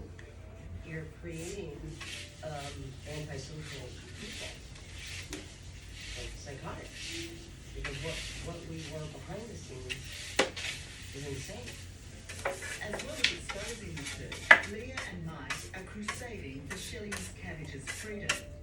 They say she's been locked away for more than a decade to protect the church's secrets. Do you believe that Shelley Miscavige is a threat today? Oh, Absolutely. yeah, Absolutely. she's seen it all. She's been by his side. This is the way the church deals with scrutiny, It creates precedents. intimidation, vilification, and cameras are part of their well-practiced routine to bully and harass people who dare to leave or criticize Scientology. Investigate you on your actions against the Church of Scientology. With Channel 9, right? Our camera crew was immediately in their sights, No respect. Oh, man. just for filming one of their buildings in Los Angeles. You know, this is our church. Is that normally the way you treat people of religion? Still in the early stages of our story and too soon to ask for official comment, we earned this angry attack. Why haven't you contacted the Church of Scientology Media Relations? We will. Why haven't you? We will. Where is Shelley Miscavige? Why haven't you contacted Media Relations for the Church of Scientology? The question of where Shelley Miscavige is goes unanswered by this representative who also won't identify herself. You're creating threats against very innocent, wonderful people, but you won't even bother to contact the Church of Scientology Media Relations. I've told you we won't will. even You bother. won't even bother to tell me your name. I don't even know who I'm talking to. She has a mantra, but still no answers, and her next tactic is to get personal. Coming here and making it seem dark and mysterious. All that does is you create threats against us.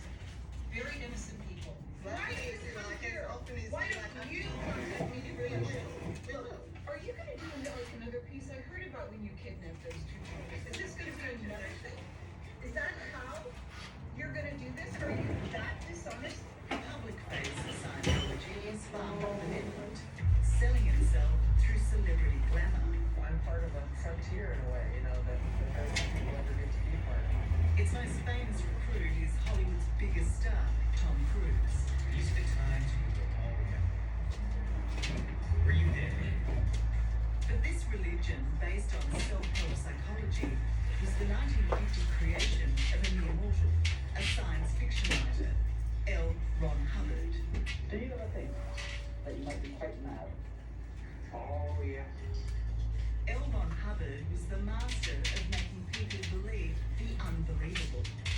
In return for vast sums of money, he'd convince them to relinquish their secrets through so-called auditing of their emotions and experiences. And then, after years of expensive courses, he would let them in on his sacred scriptures that centered around an alien dictator called Xena. When you do get to that information about Xena, at that point, do you start to question Yes.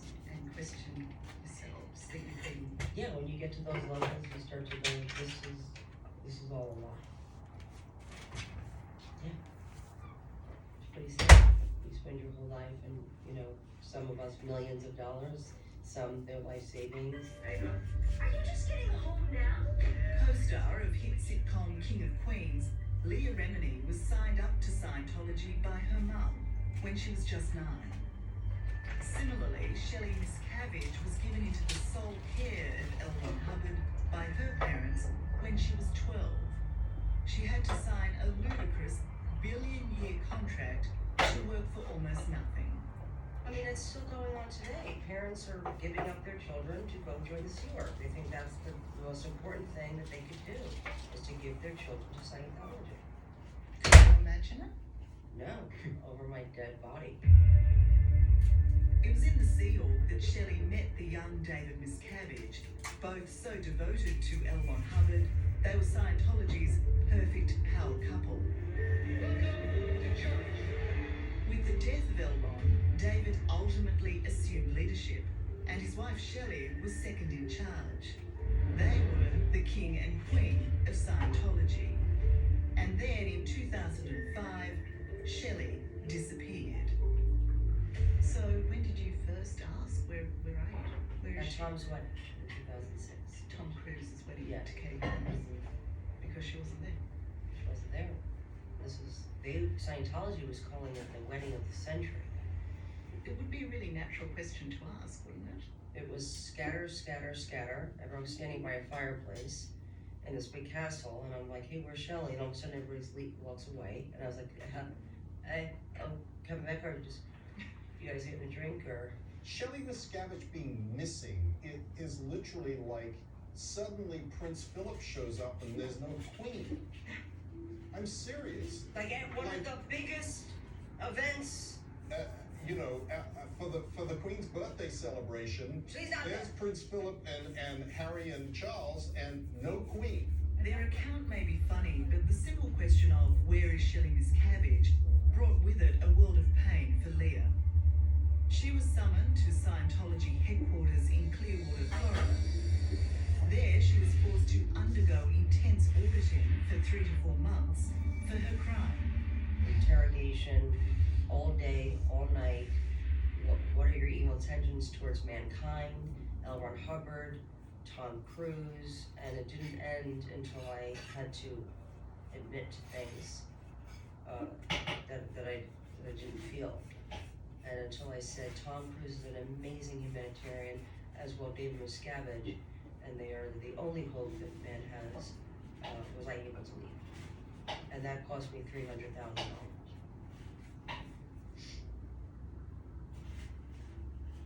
Yeah, and I did it.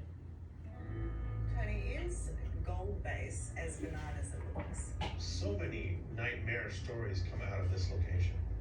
But longtime critic of the church, Tony Ortega, says Shelley and David Miscavige lived together in palatial comfort here at the Gold Base compound, an hour and a half east of LA, until 2005. It's believed that summer, while David was away, Shelley finished some outstanding administration without her husband's approval. That action, it seems, sealed her fate. He just blows his static, and I've got eyewitnesses of that. he had the biggest temper tantrum of all time. A week later, she vanished.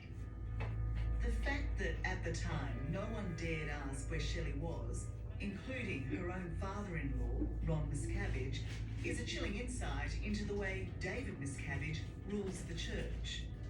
She disappears from sight. Did you ask David where she was, your daughter-in-law? Did you? Listen, you don't ask Dave a question like that.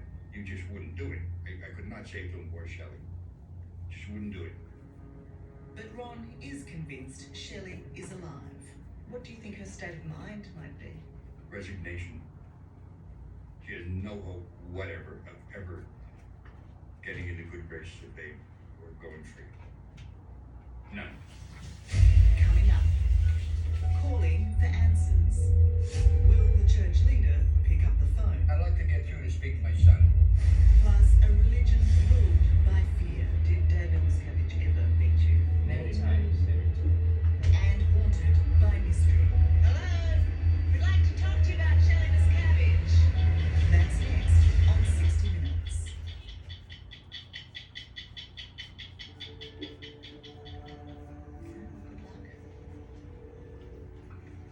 Church Scientology of New York, how can I help you? I'd like to get through to speak to David Miscavige. That's my son. This is Ron Miscavige. Oh, I see. I totally got it.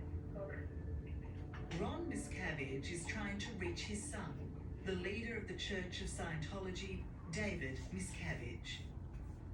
Do you think she's looking for the number all this time? No, I think she's gone into a point of indecision, not knowing what to do. Today, Ron is put on hold for nearly 5 minutes before being transferred to an answering machine.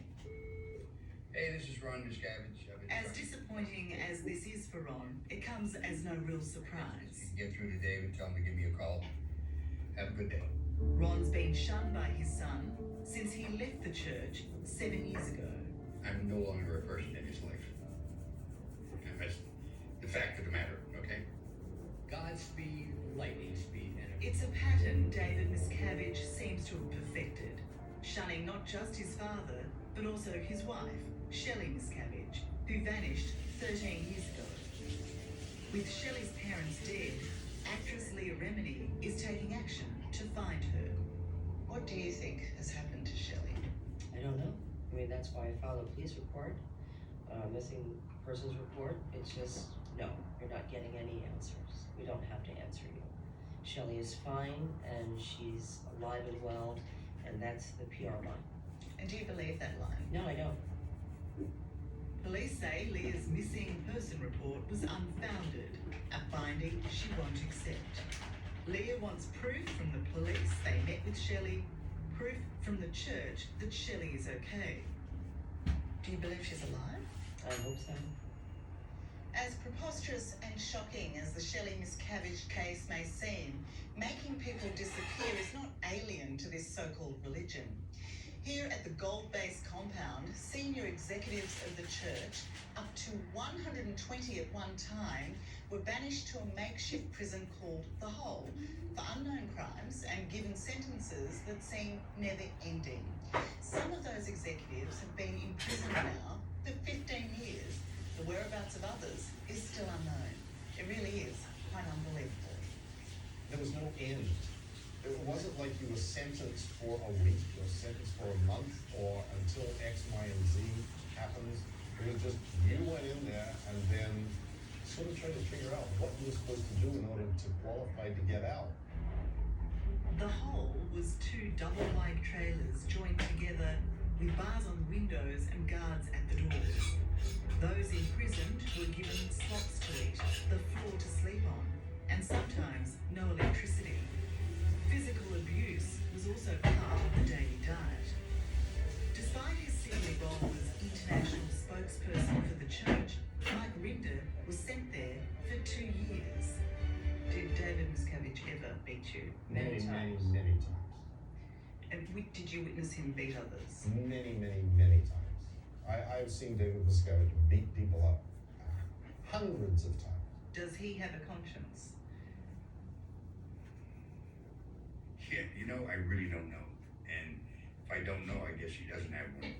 Because some of the things she does, I couldn't do.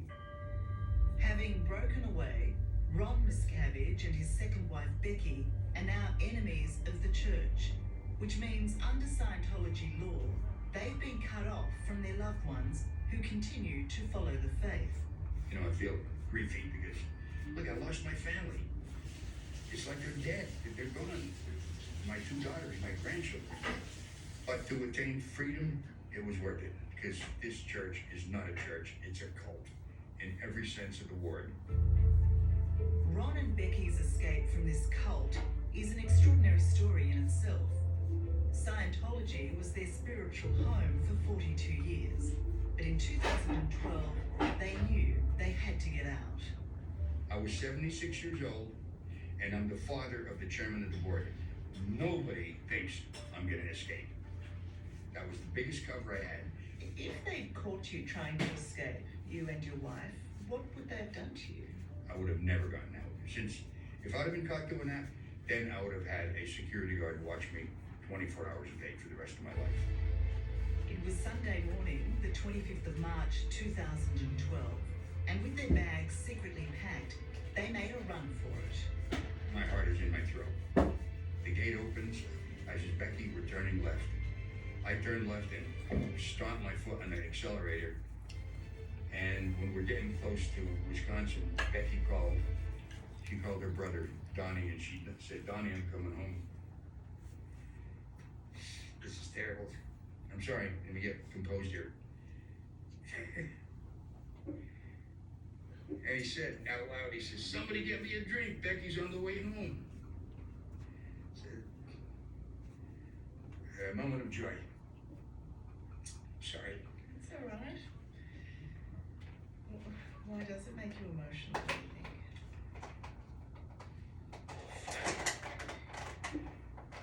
All right, so next question.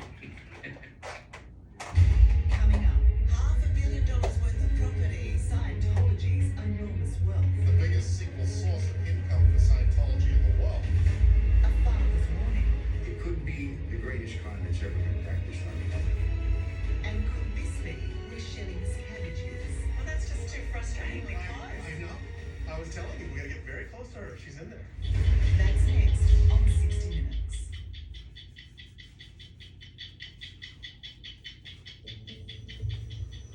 Okay, Clearwater, here we come. Yep.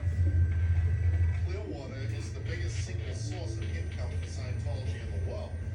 That makes Clearwater, Florida, the Scientology tax-free capital of the world. As Australian and former Scientologist Mike Rinder points out, the biggest and best buildings here belong to the church, worth almost $500 million. And then, of course, we're coming up with the big one, which is they call the Superpower Building or the Flag Building. Most galling, the massive investment seems to be a front. Most of these buildings stand virtually empty. In this day and age, who can afford $500 million worth of property to sit effectively empty? Scientology. Scientology takes in enormous amounts of cash, and they don't like giving it away. They don't like spending it on the poor. But as a religion that has the privilege of tax-free income, Scientology is required to give back to the community. The allegation is they say they do that by providing services here.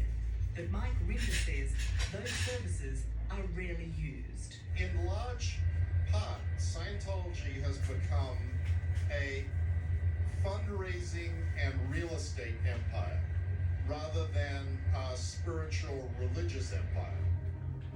Mike and actress Leah Remini produce and present Scientology and the Aftermath, an emotional TV series exposing terrible suffering at the hands of the church. If there is one thing that is the common thread that we see throughout the stories of Scientology, it's broken families.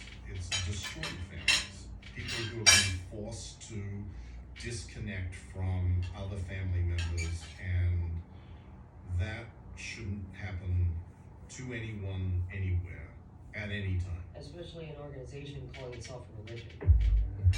The church would have the world believe that Shelley Miscavige has chosen to vanish. It's a beautiful place we're in here.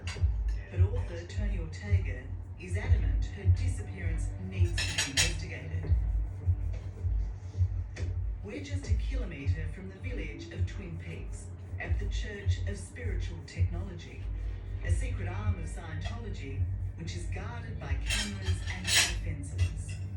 It's here half a dozen devotees are inscribing on titanium plates the words of L. Ron Hubbard to preserve them for the next 6,000 years, stored in an underground bunker. So it's not so much about what they've got to hide, but what they've got to protect. Exactly. There's another camera there, another one there. Tony Ortega says 4 different people from within Scientology have told him that this is where Shelley Miscavige has been for the last 13 I years. believe this building on the corner is the residence of the person that runs this facility. Right, okay. And the one next to it may be where Shelley lives. Just here? Yeah, right here. Well, that's just too frustratingly close. I know. I was telling you, we're gonna get very close to her. She's in there. As we approach the compound, it's eerily quiet with no one in sight. There's certainly no answer at the gate, despite multiple attempts to raise someone. And they wouldn't have abandoned the site, would they? No, they're in there. And while there are cars in the drive and lights on, it seems no one's home at the guard station across the road either. Hello? We'd like to talk to you about Shelley Miscavige. Hello? If you can see us, please come out. We'd like to talk to you. So do you think they know we're here? Oh yeah, of course they know. There's cameras on every square inch of this place. Shelley's supporters believe she's now so indoctrinated and trained in the ways of the church, she would never leave, even if given the chance. Just seems like an incredibly cruel thing to do. It's I don't understand some of the people that say, well, she's probably okay. I mean, how do we know? We don't know. It's incredible that this is going on in the United States right now. I just want to know where Shelley Miscavige. Contact Mary relations with the Church of Scientology. I'll say it over and over again. Do your job right. I don't think you say I should give us an answer.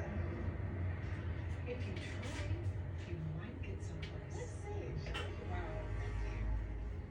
As promised, we did contact the church. Their representatives said our request to interview David Miscavige was preposterous. A lawyer acting for Shelley Miscavige told us she's not missing, and she's disgusted with Leah Remini for suggesting she is. You know, of course, because you've heard it many times, that the heads of Scientology deny everything you say. They said that you were never beaten, nobody ever beat you, you were never tortured, you were never in the hole. Okay. You're just seeking publicity, and you're a stalker of Shelley Miscavige. Right. It's getting boring, this response from Scientology, and I'm gonna say it, I'll say it every time now. Cut the bullshit. If what we're saying is untrue, sue us. Me and Mike. We're ready for the lawsuit. So that's what I keep saying. Welcome your lawsuit. Welcome. Ron Miscavige too says he will not be cowed by the church or his son David. Now that he's escaped Scientology, he's intent on warning others that this is not a church, but a con. It could be the greatest crime that's ever been practiced on the public. I'm not doing this for pleasure. I'm a musician. I do that for pleasure. This I do out of duty. I'm a United States Marine veteran. We don't walk with our tail between our legs. But when your enemy is your son, it must be a very hard thing to do, to sit It is. here and talk about it. It's hard for me to do it, but I'm not a goddamn victim. Asan ang gas pan, Vive? Hello, I'm Tara Brown. Thanks for watching. To keep up with the latest from 60 Minutes Australia, make sure you subscribe to our channel. You can also download the 9Now app for full episodes and other exclusive 60 Minutes content. Hey? Yeah? I'm done. Okay. I'm done.